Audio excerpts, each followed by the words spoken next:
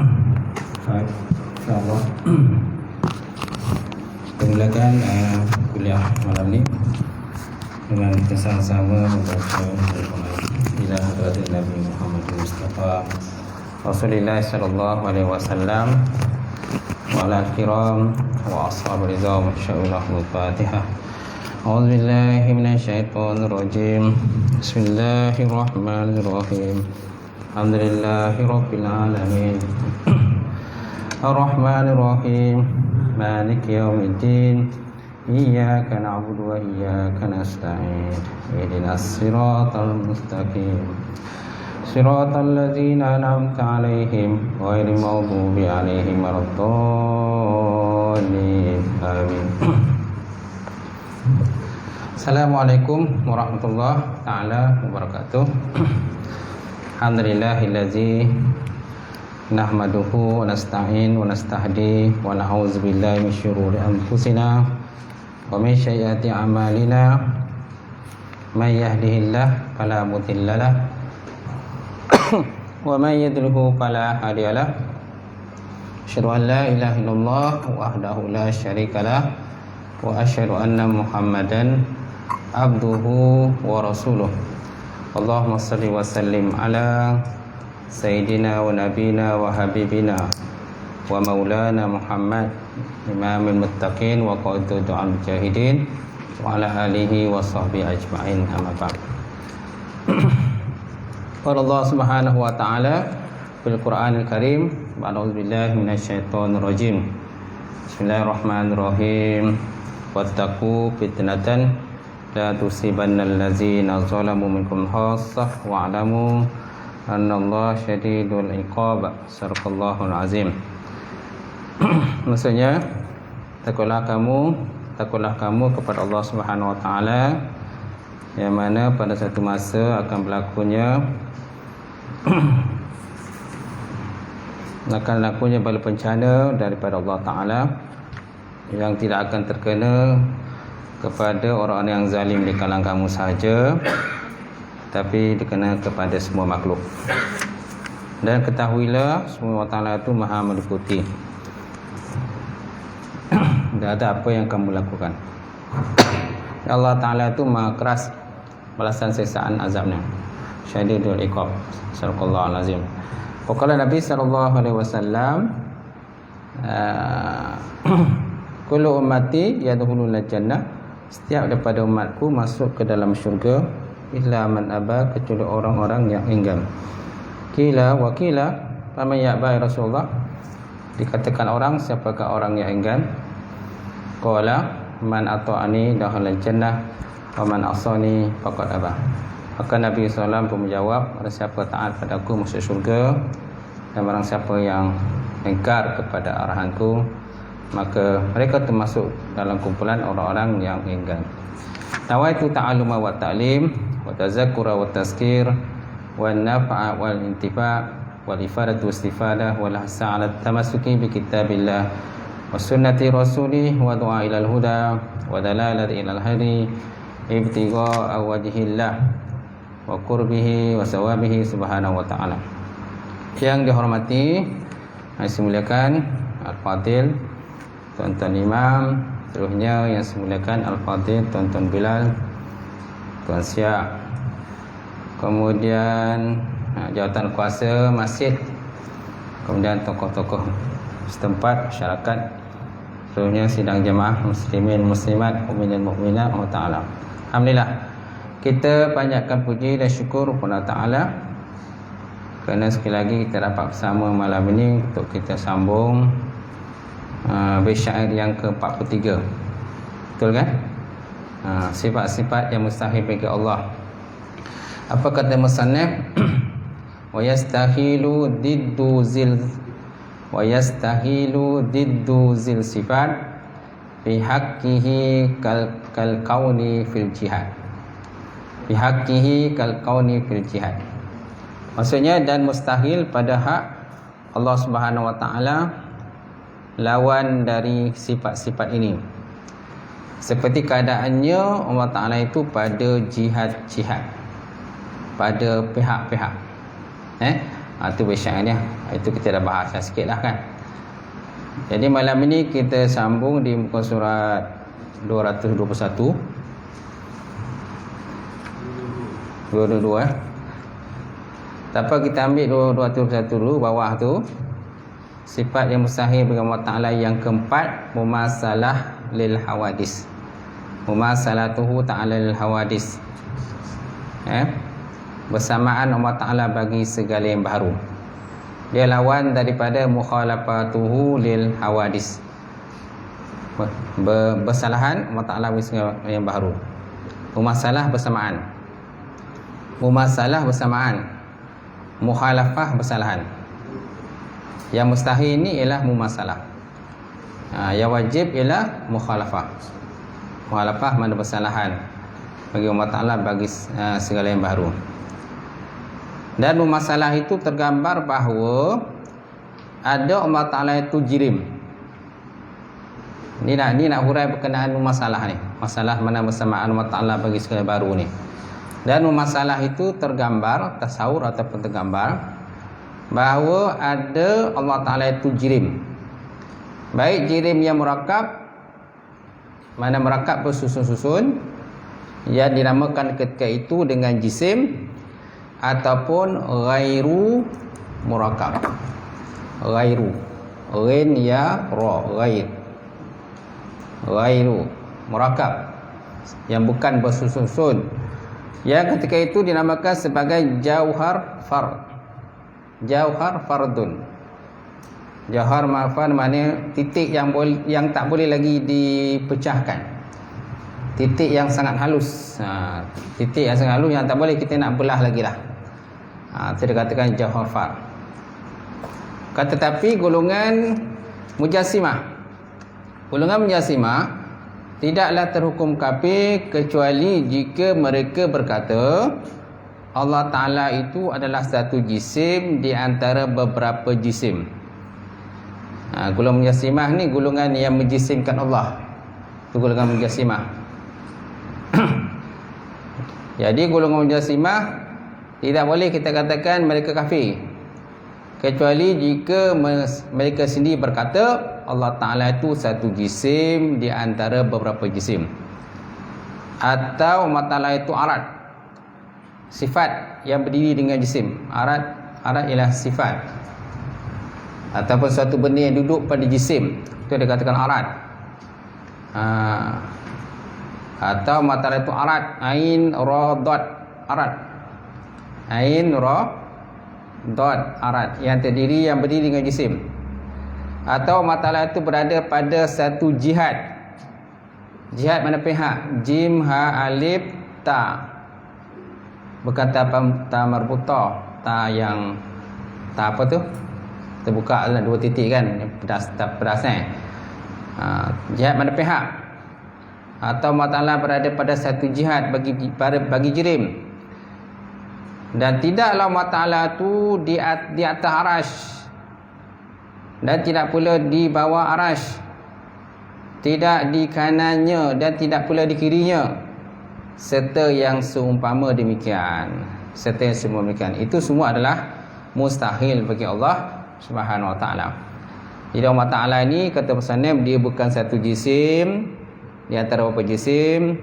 Allah Ta'ala juga bukan arad yang berdiri pada jisim. Kemudian Allah Ta'ala juga bukan satu jihad bagi jirim. Jihad mana pihak, mana kiri, kanan, depan, belakang. Dan tidaklah Allah Ta'ala itu duduk di atas arash, macam bertempat seperti aras, Ar-Rahmanu ala sistawa, dan tidak pula di bawahnya arash. Tidak di kanan dan tidak pula di kirinya, serta yang seumpama demikian. Jadi kalau golongan mujassimah itu berkata demikian, sebagaimana disebut kemusanif ini, maka barulah kita hukumkan dia kafir. Kita hukumkan dia kafir. Dan nak hukum kafir ni pun bukan boleh kita orang awam ni gulung kita kafir, tak boleh. Kena ulama sendirilah yang beritahu dia kafir. Mana orang-orang yang diiktiraf ilmu dia. Kalau setakat kita nak kata dia kafir, tak boleh dah kan. Siapalah label kita kan nak kata orang kafir. Macam tu. Sebabnya kita sebaik-baiknya jangan kata orang lain kafir. Walaupun golongan Mujassimah ke, golongan Syiah ke, dan sebagainya, kita yang kata dia kafir lah, kita kata dia sesat, macam tu lah. Kita kata dia sesat macam tu je. Sebab kalau kita kata dia kafir kan, kalau sebalik daripada yang kita dakwa itu, maka perkataan kafir itu kembali pada kita semula. Kembali pada kita balik. Kalau bukan sebagaimana kita dakwa, sebaiknya kita katakan sesat. Macam itulah. Itulah jalan paling selamat. Kalau nak kata kafir ni, biarlah ulama-ulama yang muktabar lah. Baik, seterusnya tuan-tuan, atau Allah Ta'ala itu mempunyai jihad. Jihad mana pihak? Maka tidaklah Allah Ta'ala itu mempunyai atas. Tidak Allah Ta'ala itu di atas, tidak di bawah, tidak kanan dan tidak pula kiri, serta yang seumpama demikian. Atau Allah Ta'ala itu bertempat pada satu tempat, pun juga bukanlah. Ini semua nak cerita tentang mustahil ni. Atau Allah Ta'ala itu bertempat pada satu tempat, atau bersifat zatnya tinggi dengan hawadis, dengan segala yang baharu, seperti kudrah yang baharu. Sedangkan kudrah ini qadim. Kudrah yang ada pada Allah adalah qadim, bukan baharu, bukan hadis. Dan iradah yang baharu. Sedangkan iradah pada Allah Ta'ala bukan baru, bukan hadis, tapi adalah qadim. Kemudian gerakan atau diam. Allah Ta'ala ni tidak ada gerakan ataupun diam macam kita bergerak, diam, putih atau hitam, dan seumpama demikian. Dan seumpama demikian. Kalau ada bersifat-sifat itu tuan, ini semua adalah sifat-sifat baharu, bukan sifat yang ada kepada Allah Subhanahu Wa Ta'ala. Kerana sifat yang ada pada Allah Ta'ala tu, dia laisa bil makan. Laisa fil makan, tiada bertempat. Kemudian Allah Ta'ala itu kudrahnya qadim, bukan kudrah yang baharu. Iradahnya qadim. Kemudian dia ternafi daripada harakat dan sukut, diam dan gerak, gerak dan diam. Macam kita, kalau kita tak diam, kita gerak. Kalau kita tak gerak, kita diam. Kemudian putih dan hitam. Kita bukan putih hitam lah. Kita suara matang kan. Kita suara matang kan. Putih hitam. Putih hitam ni benda lain lah. Benda-benda selain daripada kita. Kemudian kalau rambut hitam lah, dan seumpama demikian. Kalau rambut banyak uban tu putih kan.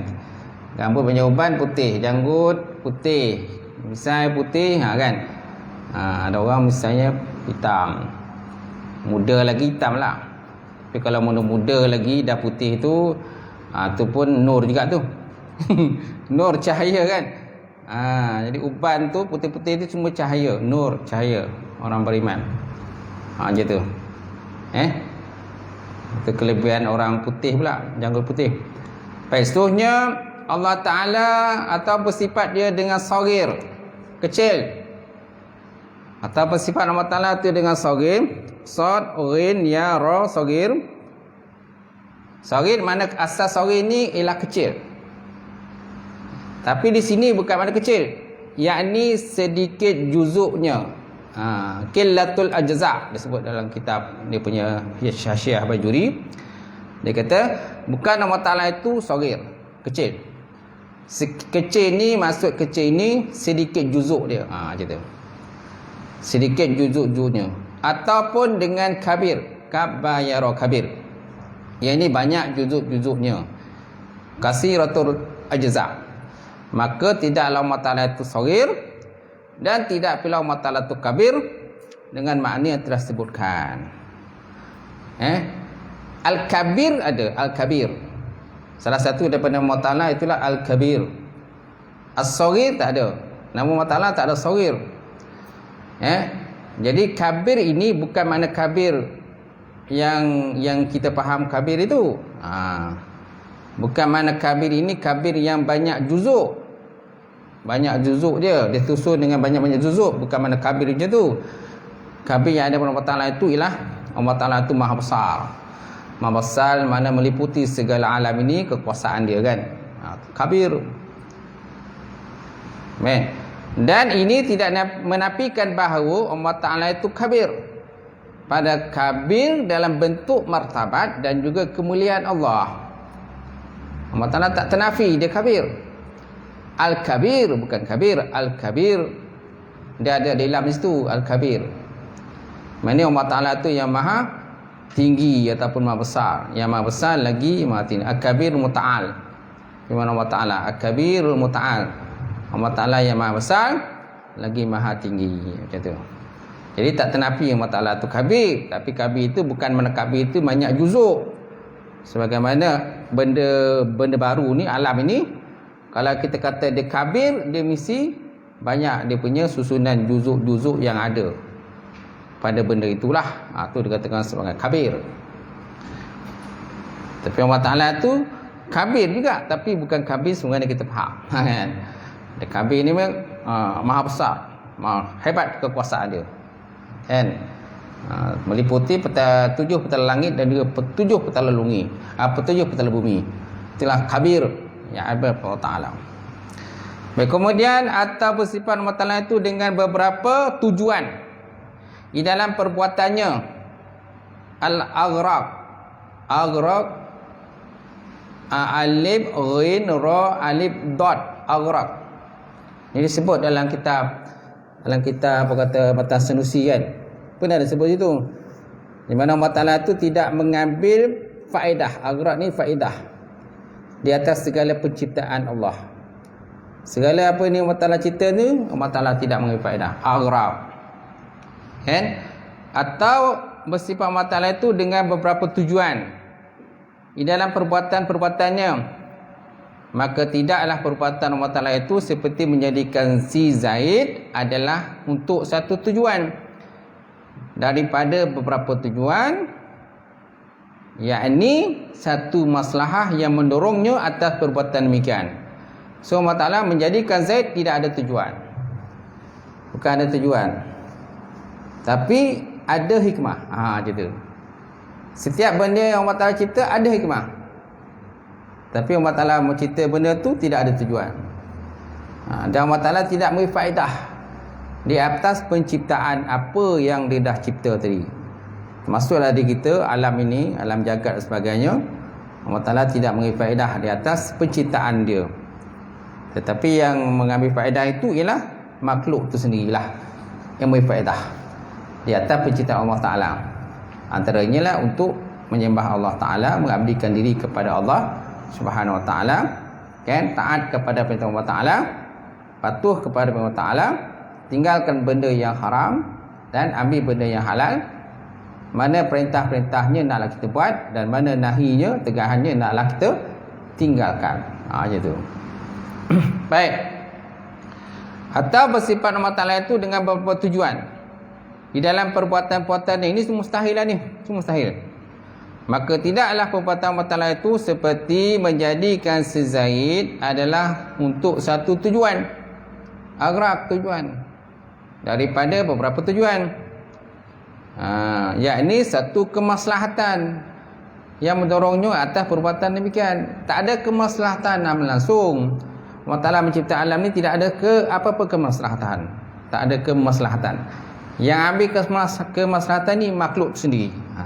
Kita lah yang beri faedah. Kita yang kalau buat taat, kita lah yang untung. Kalau kita buat maksiat derhaka pada Allah Ta'ala, kita lah yang rugi. Kita yang rugi. Kita lah yang besok yang akan disesa dan diazab dalam neraka oleh Allah Subhanahu Wa Ta'ala. Kalau kita buat taat pada Allah, kita lah yang masuk syurga. Dapat kahwin bidadari, kan, macam-macam lagi lah nikmat-nikmat terdapat syurga tu, dengan makanan-makanan dan pelbagai lagi lah kesunok-kesunokan yang terdapat dalam syurga itu, insya-Allah. Baik. Maka tidaklah menafikan bahawa perbuatan itu adalah untuk satu hikmah. Nampak? Walaupun Allah Ta'ala mencipta sesuatu benda lah alam ni tidak ada tujuan, tidak ada kemaslahatan, tetapi perbuatan itu ada hikmah. Dia kata. Maka tidak menafikan bahawa perbuatan itu adalah satu hikmah. Kerana kalau tidak jadilah satu hikmah, nescaya jadilah dia sia-sia. Sia-sialah perbuatan Allah Ta'ala tu. Abasa, ain ba sa, abasa. Kalau tak ada hikmah apa-apa lah Allah Ta'ala cipta kita ni, sesaja Allah Ta'ala cipta tak ada hikmah, so maknanya perbuatan Allah Ta'ala tu sia-sia. Sedangkan Maha Suci Allah Ta'ala daripada buat benda yang sia-sia. Yang biasa buat benda sia-sia ini ialah makhluk yang suka buat sia-sia. Kalau sebut dalam bahasa Arab ni, kita Arab dia kata au yattasifu bil aghrab min af'ali au ahkam falaysa fi'luhu ka ijad zaid lil gharadi min al aghrab ay maslahatun tab'asuhu ala zalikal fi'li fala yunafi annahu lil hikmati wa illa kana abasan wa huwa mustahil fi haqqi ta'ala. Atau bersifat dia dengan beberapa tujuan pada segala perbuatan ataupun hukum-hukum, maka tidaklah perbuatan itu seperti menjadikan zaid kerana tujuan daripada beberapa tujuan, mana kemaslahatan yang dibangkitkan atas demikian perbuatan. Maka tidak nafikan bahawa sesungguhnya segala perbuatan itu lil hikmati, kerana hikmah, wa illa lakana abasan, dan kalau tak ada hikmah, nasib benda itu sia-sia lah, tak ada guna lah Allah Ta'ala cipta manusia. Wa huwa mustahilun fi haqqi ta'ala, padahal itu semua adalah mustahil pada Allah Ta'ala. Mustahil lah dia buat satu benda tapi tak ada faedah apa-apa, kan? Tak ada faedah kepada makhluk, tak ada faedah dia. Apa nak ceritakan makhluk tu tak ada faedah untuk makhluk? Yang tak ambil faedah ni Allah Ta'ala tak ambil faedah pun. Mana ketaatan yang kita buat pun bukan makna meninggikan darjat Allah Ta'ala pun. Kemaksiatan kita buat pun tak pun merugikan Allah, tak pun mengurangkan darjat kekuasaan Allah Ta'ala tu pun. Yang untung tu makhluk lah, manusia lah yang untung. Baik, seterusnya, dan tidaklah pula hukum Allah Ta'ala seperti mewajibkan solat atas kita adalah untuk suatu tujuan daripada beberapa tujuan, iaitu satu kemaslahatan yang mendorongnya untuk hukum demikian. Maka tidaklah menafikan bahawa hukum itu adalah untuk satu hikmah, sebagaimana yang sudah diketahui. So kalau Allah Ta'ala mengenakan suatu hukum halal, haram kepada makhluk, kan, ni boleh, ni tak boleh. Ni makanan halal ni boleh, binatang disembelih dengan cara halal boleh makan. Ikan boleh makan. Mana ada benda-benda yang dihalal Allah Ta'ala, ada benda yang diharamkan. Babi, kan, benda binatang yang disembelih tanpa ikut syarak, haram. Jadi halal haram itu yang Allah Ta'ala kena pada makhluk, daripada manusia ni, kan, Allah Ta'ala tak ambil faedah pun daripada benda-benda hukum-hukum tu. Yang ambil faedah itu ialah siapa? Makhluk sendiri. Makhluk itulah yang ambil faedah, ada kebaikan dia. Kenapa Allah Ta'ala haramkan ini? Mesti ada hikmah dia. Kenapa Allah Ta'ala halalkan ini? Mesti ada hikmah dia. Untuk kesihatan tubuh badan, kan, untuk kita senang beribadah. Kenapa diharamkan babi? Adalah sebab. Kenapa diharamkan arak, judi dan sebagainya, kenapa diharamkan? Mestilah ada sebabnya. So makna kemaslahatan itu untuk makhluk sendiri, bukan untuk Allah, bukan untuk Allah Subhanahu Wa Taala, kata Allah. Dan tidaklah pula hukum Allah Taala seperti mewajibkan solat, contoh sembahyang. Kebaikan untuk solat untuk siapa? Untuk kita ke untuk Allah? Untuk kita sendirilah. Atas kita adalah satu tujuan daripada beberapa tujuan, yang ini satu kemaslahatan yang mendorongnya untuk hukum demikian, bukan untuk ada apa-apa kemaslahatan. Kemaslahatan itu makhluk sendiri. Maka tidaklah menafikan bahawa hukum itu adalah untuk satu hikmah, sebagaimana yang sudah diketahui. Makna setiap benda tu ada hikmah. Kewajipan solat ada hikmah. Larangan daripada minum arak, judi, berzina, kan? Apalah benda-benda yang haram ni, ada dia punya hikmah dia. Gitu. Ada hikmah sebalik itu, yang kadang-kadang kita tak nampak hikmah dia. Tapi ada hikmah. Ada separuh tu memang kita nampak hikmah dia. Nampak hikmah. Contoh Allah Ta'ala mengharamkan zina. Kenapa diharamkan? Apa hikmah dia? Mesti ada hikmah kan? Gitu. Supaya tidak, contohnya tidak ada pencampuran benih kan yang haram dengan yang halal, benih yang benar, benih yang tak benar kan, gitu. Ini benih siapa dia kan? Kemudian mengundang pula bala bencana daripada Allah, azab daripada Allah Ta'ala. Kemudian wujudnya penyakit, rosaknya masyarakat kan? Sebab daripada zina, rosak masyarakat kan?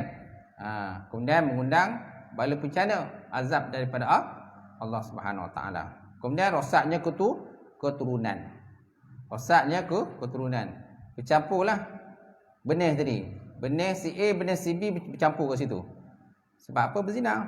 Tak tahu anak tu anak siapa. Nak dinasab pada siapa anak tu? Nak dinasab pada si A ke atau si B? Ataupun si C. Kadang ada 10 orang pula lelaki. Ya, menanam benih dia pada seorang perempuan. 10 lelaki tanam benih ke seorang perempuan. Kemudian ada perempuan tu mengandung. So anak tu nak dinasab pada siapa? Pada lelaki pertama ke, kedua ke, ketiga ke, 4 ke, 5 ke, 7 ke, 8, 10? Tak tahu kan? Tak tahu lah. Jadi rosaklah masyarakat, hancurlah macam tu. Baik, seterusnya. Okey, kat sini dah habislah kalau yang masalah tadi. Cuma dalam kitab Arab dia ada penambahan lagi. Dalam Arab kitab Hasyiah Bajuri ni, syarah kepada Jawharatul Tauhid, dia ada tambah lagi.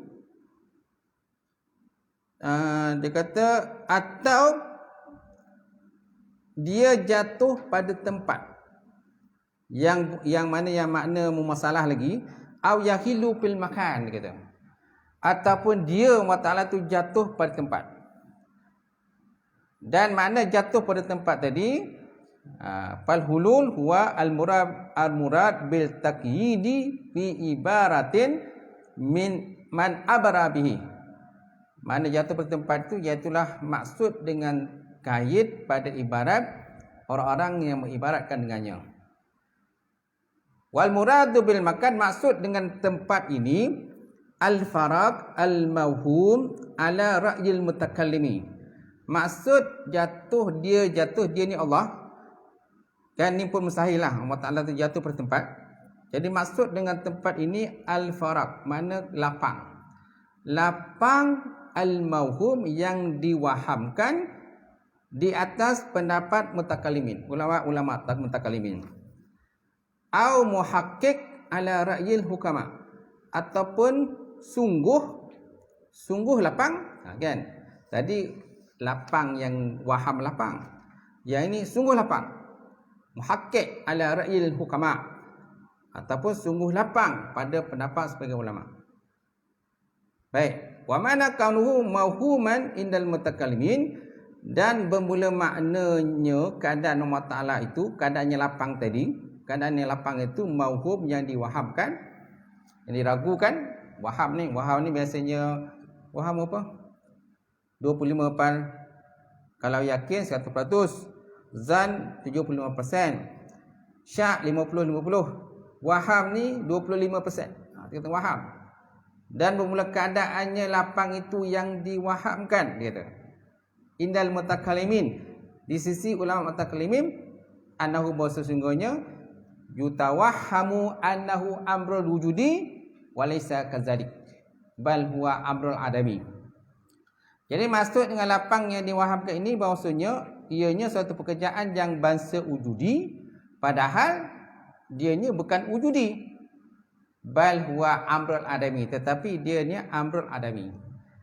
Orang waham itu amrul wujudi, tapi dia bukan amrul wujudi, tetapi amrul adami, pekerjaan yang bangsa tiada.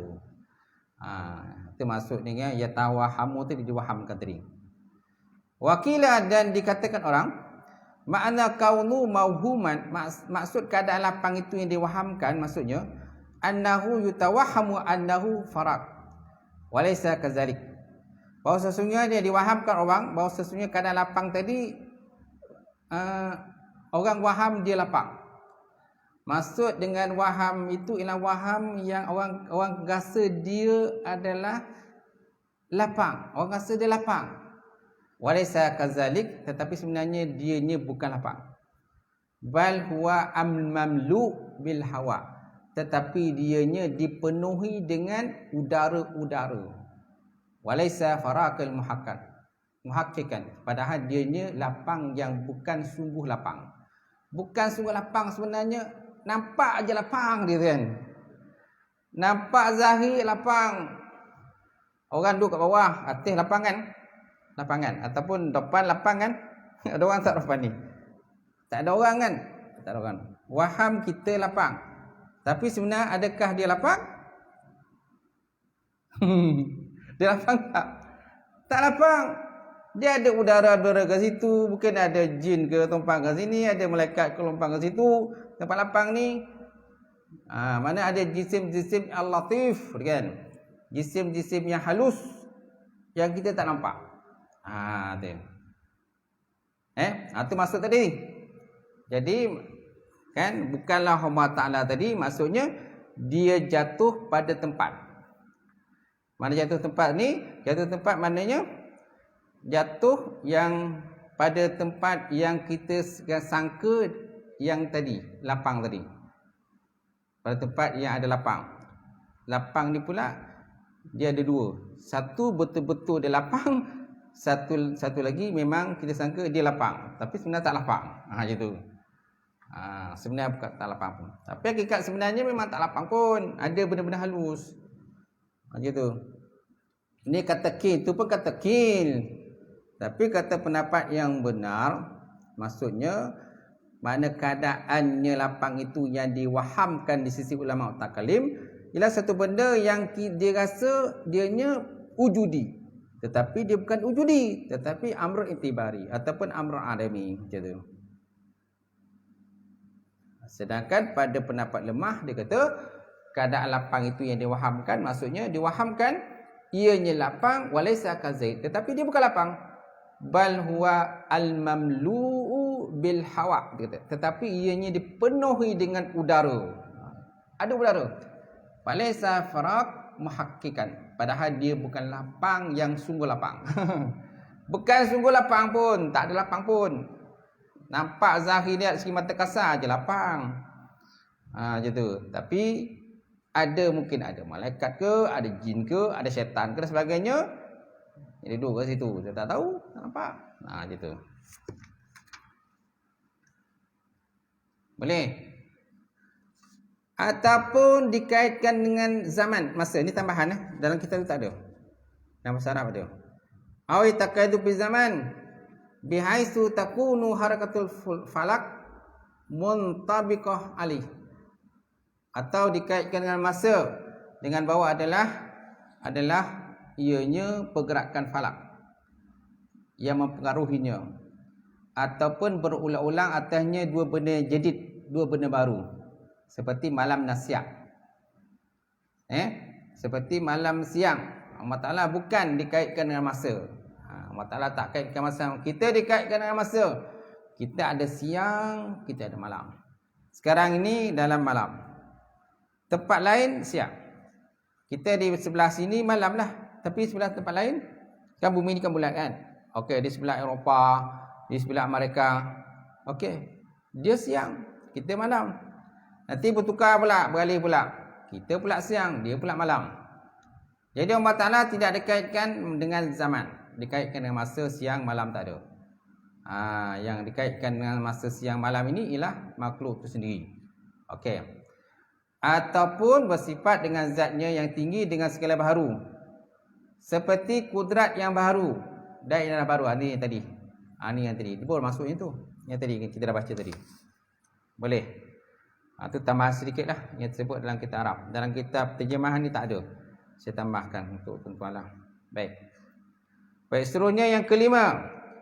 Yang kelima, sifat yang lagi mustahil kepada Allah Subhanahu Wa Taala, iaitulah tidak berdiri dengan sendirinya. Tidak berdiri dengan sendirinya. Bahawa Allah Ta'ala itu adalah satu sifat yang berdiri dengan satu tempat, atau dia memerlukan kepada mukhassis. Mukhassis mana yang mencipta dia, mentakhsiskan dia, ataupun yang mencipta Allah Ta'ala. Ini lawan daripada sifat Qiyamuhu ta'ala binafsih. Qiyamuhu ta'ala binafsih, berdiri Allah Ta'ala tu dengan sendirinya. Ma makna, apakah makna qiyamuhu ta'ala binafsih, berdiri Allah Ta'ala sendirinya? Maksud qiyamuhu ta'ala binafsih itu laisa la yahtaju ila mahallin wala mukhassisin. Tidak berhajat kepada zat yang lain untuk dia berdiri, dan tidak juga berhajat kepada yang menciptakan dia. Yang menciptakan dia, menciptakan Allah Subhanahu Wa Taala. Okey, yang kelima ni mana menafikan benda tadi. Kalau yang kelima dia kata tidak berdiri dengan sendirinya. Kalau tak berdiri sendiri, maknanya dia menumpang orang lain lah. Dia menumpang dengan orang lah lain. Macam kita tidak berdiri dengan sendirinya. Sebab apa? Kita duduk pada bumi Allah Ta'ala. Walaupun zahiriatnya kita nampak kita berdiri dengan sendirinya. Betul tak? Zahiriat kita nampaklah kita berdiri dengan sendirinya. Kita berjalan dengan sendiri, tak ada siapa nak pimpin kita. Kecuali lah kalau kita ni dah uzur, berjalan pun terpaksa bertungkat orang pimpin kita. Kalau tak ada orang pimpin, tak ada orang angkat, kita pun tak dapat datang ke surau, ke masjid. Betul tak? Mana kita tak dapat berdiri dengan sendirinya. Itu biasa yang kita faham lah. Maksud tak berdiri sendirinya kita faham ni, maksudnya kalau kita nak pergi mana-mana ni, mesti kita ada orang pimpin kita. Sedangkan walaupun kita tak dipimpin dengan sesiapa pun tak pimpin kita, sebenarnya kita pun tak berdiri dengan sendirinya. Kita pun memerlu kepada kudrah Allah Ta'ala juga, kekuasaan Allah Ta'ala, untuk bahawa kita boleh berdiri dengan sendirinya. Betul tak? Itu. Dan kita pun juga terpaksa menumpang pada bumi Allah. Kita terpaksa menghidup udara Allah. Allah Ta'ala bagi udara ni. Okay? Dan kita juga menumpang kesihatan Allah Ta'ala bagi pada kita ni. Kelapangan untuk kita. Kalau tak ada udara pun, tak boleh buat. Kalau Allah Ta'ala tak bagi jantung untuk mengepam kita punya darah, kan, udara dan sebagainya, pun kita tak boleh buat apa. Mati kita. Kan? Macam tu. Semuanya hakikatnya walaupun zahirat kita nampak berdiri dengan sendirinya, tapi sebenarnya tidak. Kita masih lagi menumpang di atas segala nikmat-nikmat Allah Ta'ala yang Allah Ta'ala beri pada kita. Macam tu. Baik, kelima tadi, tidak berdiri dengan sendirinya, bahawa Allah Ta'ala itu ada sifat yang berdiri dengan satu tempat, atau dia memerlukan kepada mukhassis. Mana mukhassis? Yang menciptakan Allah. Dan ini adalah lawan daripada al-qiyamu binafsih. Al-qiyamu binafsihi, berdiri Allah Ta'ala itu dengan sendirinya. Lawan daripada qiyamu ta'ala binafsih, qiyamuhu bighairih. Bahasa Arabnya qiyamuhu ta'ala bighairih, berdiri Allah Ta'ala itu dengan selainnya. Ini mustahil bagi Allah Ta'ala. Qiyamu ta'ala bi ghairi, ba ghin ya ra ha gulu bi ghairi. Kan qiyamu ta'ala bi ghairi, itu lawan dia. Yang wajibnya qiyamu ta'ala bi nafsih, berdiri Allah Ta'ala sendirinya. Lawannya qiyamu ta'ala bi ghairi, berdiri Allah Ta'ala tu dengan selainnya. Macam tu. Boleh. Yang keenam, sifat yang mustahil Allah Ta'ala yang keenam lagi, tidak esa. Sedangkan Allah Ta'ala itu adalah wahdaniyah, esa. Wahdaniyah mana esa? Esa ni ada tiga. Esa dari segi zat dia, esa dari segi sifat dia, dan juga esa dari segi afal, perbuatan Allah Ta'ala. Itu yang sifat wajib Allah Ta'ala lah. Ni mustahil. Kita nak cerita mustahil ni. Yang keenam, tidak esa. Bahawa Allah Ta'ala itu murakab pada zatnya, bersusun-susun pada zatnya, sedangkan zatnya adalah wahdah, esa kan, tidak ada murakab. Atau ada baginya mumasil. Mumasil ni bersamaan pada zatnya. Atau ada pada sifat-sifatnya ta'addud, berbilang-bilang. Atau ada pada sifat Allah Ta'ala itu ta'addud, ta'ain dal ta'addudun, ta'addud, berbilang-bilang daripada satu jenis, seperti dua kudrah ataupun dua iradah. Sedangkan kudrah satu aja. Kudrah Allah Ta'ala satu. Iradah pun satu. Tidak ada berbilang-bilang kudrah, tidak ada berbilang-bilang iradah. Cuma muta'ala dia itu. Muta'ala kudrah, muta'ala iradah itu yang berbilang-bilang. Muta'ala itu yang berbilang-bilang. Sedangkan kudrah, iradah dan segala sifat-sifat lain itu semua adalah satu aja, esa saja. Tidak ada ta'addud, tidak ada berbilang-bilang. Atau ada bagi seseorang itu satu sifat seperti sifat Allah Ta'ala. Atau ada bagi seorang itu satu sifat yang seperti sifat Allah Ta'ala. Ini juga mustahil. Atau ada bersamanya di dalam wujud satu muasir. Atau ada bersamanya di dalam satu wujud, dalam wujud satu muasir. Mana suasir itu memberi bekas dalam satu perbuatan daripada beberapa perbuatan. Semua ini adalah lawan daripada wahdaniyah, lawan dia. Sebab yang taksir itu memberi bekas itu satu je. Satu je kan. Yang muasir, mana muasir ni yang memberikan bekas ini ialah satu. Mana punca lah, punca kuasa je kan. Punca kuasa istilah kita. Punca kuasa dia satu je, Allah Ta'ala. Punca kuasa dia satu je. Cuma tempat punca kuasa itulah, tempat jatuh punca kuasa itulah yang berbilang-bilang. Berbilang-bilang. Contohnya makhluk kan? Macam tu. Kudrah Allah Ta'ala meliputi semua makhluk. Semua makhluk kan? Macam tu. Cuma makhluk-makhluk masing-masing mempunyai pergerakan berbeza-beza. Semua gerak beza. Ada duduk, ada diam, ada duduk kat tiang, ada duduk kat depan, ada duduk belakang, kan? Ada yang tidur pun ada tangguk-angguk pun ada, kan? Ada dibuat dengan mimpi dan sebagainya, kan? Ada yang mata lelap tapi telinga dengar. Ada kan? Macam-macam lah.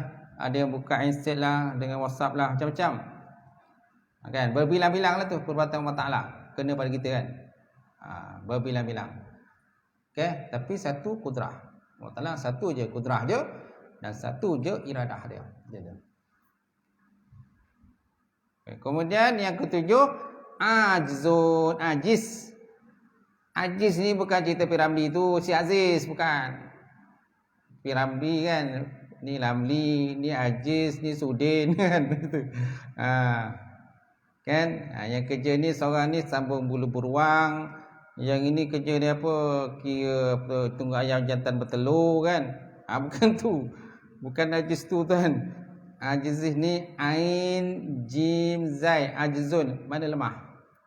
Lemah lawan daripada kudrah kan? Kudrah. Kudrah esa lah. Kudrah mana berkuasa, perkuasa. Lawannya ajzun, lemah. Lemah dalam satu perkara. Mungkin dia lawan daripada kudrah. Lawan daripada kudrah. Boleh? Kemudian yang ke-8. Sampai situ. Masuk syak dah? Dah. Alright, tuan-tuan, sampai situ. Yang ke-8. Sampai situlah. Ada lagi kat belakang tu. Wallahu a'lam bissawab. Ayo macam.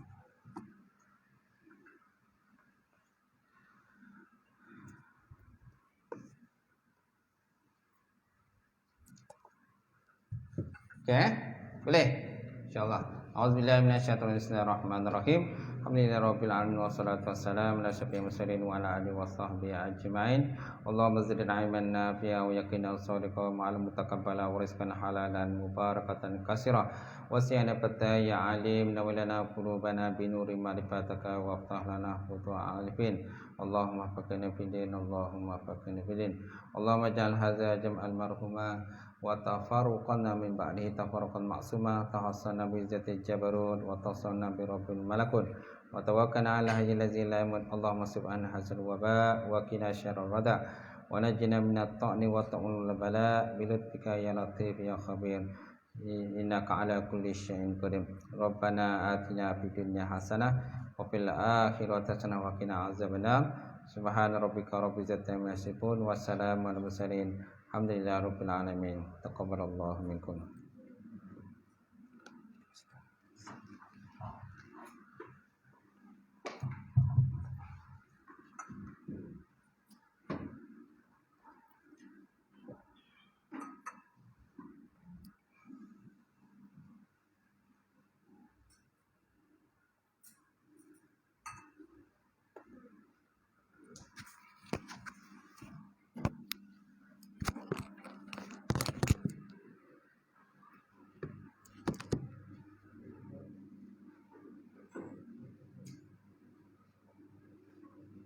Assalamualaikum.